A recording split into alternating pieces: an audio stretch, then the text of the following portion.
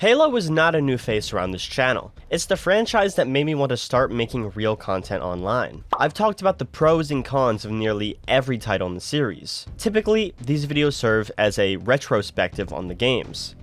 Not today though.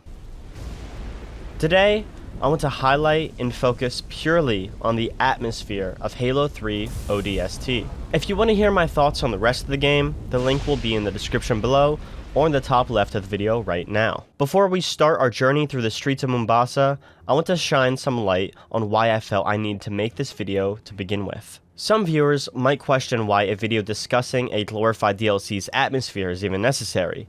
And to that, I ask, have you even played the game? Every time I hear a saxophone or smooth jazz or even when the general topic of video game OSTs is brought up, I can't help but think about ODST. There aren't many settings in fiction that have had such a grasp on me for such a prolonged time. I first played this game when I was around maybe 12 years old, and since then, it's always encouraged me to come back and wander the desolate streets some more. Enough to where I've even wandered the actual streets of my hometown some late nights. So, in short, this video was a long time coming. From the very beginning of the game, you are alone. Maybe not physically, but mentally, you are alone in your sleeping mind. And then again, you're dropping your pod alone. You crash land alone. For the majority of this game, you are lost and isolated in this crumbling city, trying to piece the story together for yourself. Taking a look around you, you see nothing but flashing car alarms, rain, fire, and darkness. All you hear is car alarms, rain, fire, and the ringing in your ears. It's not until you start walking the streets that you hear this calming, smooth jazz fade into existence. But we'll hone in on the soundtrack later in this video.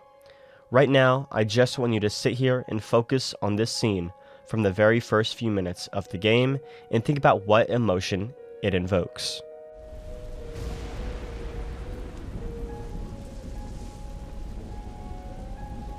Your first reaction might be discomfort, isolation, or even fear. But once that all washes away, you may feel calm. What about this burning city is so calming though? The soft crackle of the flames, the dim ambient light emanating from the flames, or maybe it's just the empty, rainy streets. Everyone can probably name their own reason for finding comfort in this game. Empty buildings and alleyways are all around you. People were here before, but now it's just you and the occasional grunt. I think what makes this city stand out is how real it feels. It's laid out exactly like a crowded city would be. Even in this state of panic, you can picture how the average day would play out in your mind. A common issue among settings in video games is how unreal they can feel. What I mean by that is, it may not feel like an actual location, but more like a map made for a video game. Take Rainbow Six Siege for example. This game's maps used to feel like an actual house. Now, the maps are built purely for competitive play. The streets of Mombasa feel real. That doesn't take away from the feeling in the back of your mind while playing this game. You are alone.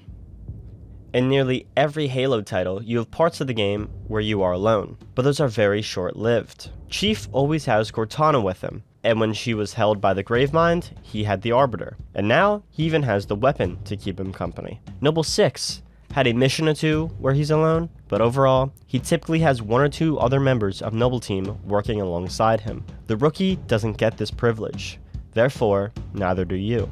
This isolation adds a whole other layer to the atmosphere of ODST. What could easily be a wet, hopeless city becomes a moody city with signs of hope and memories. Most Halo games I'd recommend be played with a friend, but ODST is different. Having another player with you could change the entire feel of this game. If you take anything from this video, I want it to be that this game is best played alone in the middle of the night. The isolation becomes something more than just a feeling of loneliness. It becomes a comfort. You have no other people to worry about, no one to impress. It's just you in the rainy streets of Mombasa. This may feel a little unsettling at times, but that's where the soundtrack comes into play. Halo has always been best known for its iconic music, and ODST is no different. Every time I see or hear this game mentioned, the same part of the same song is always brought up. Now, I don't know music theory or anything close to it, but I do know that jazz was the perfect choice for this game. Building off of everything we've already established about Mombasa, the addition of smooth jazz helps create an almost noir-like feeling. This game is set in the year 2552, but it feels just like the 1950s.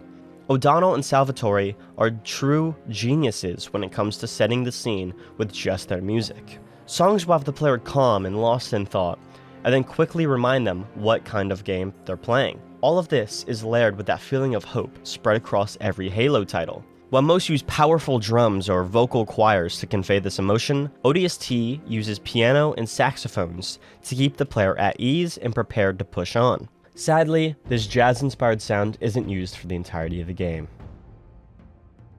The night is over. You found all the clues available and you finally have someone else in this empty city. You push forward together, feeling a new kind of hope building inside you. Get back! No! Ah! You are alone. At the bottom of these underground tunnels, you finally find someone from your squad. You plan an escape through the city together, and it's during this that you meet everyone else that you've been tracking down throughout this entire game. Your hope wasn't for nothing. It paid off in the end. What seems like a loss is really a win. You got everything you needed out of the city and escaped with your life, and hopefully a newfound appreciation for it. ODST has always felt more than just a DLC to me. Although it may lack in length and content, it makes up for it in atmosphere and overall comfort. But maybe that's just me. If you enjoyed this video, please like the video and subscribe if you're a fan of this kind of content. I have tons of videos on Halo specifically, so check those out as well, and I promise they go in a lot more depth. If you have anything to add to this conversation, please feel free to comment down below, and thank you all for watching. You go that way or this way? What happened? Get up! I died. This way.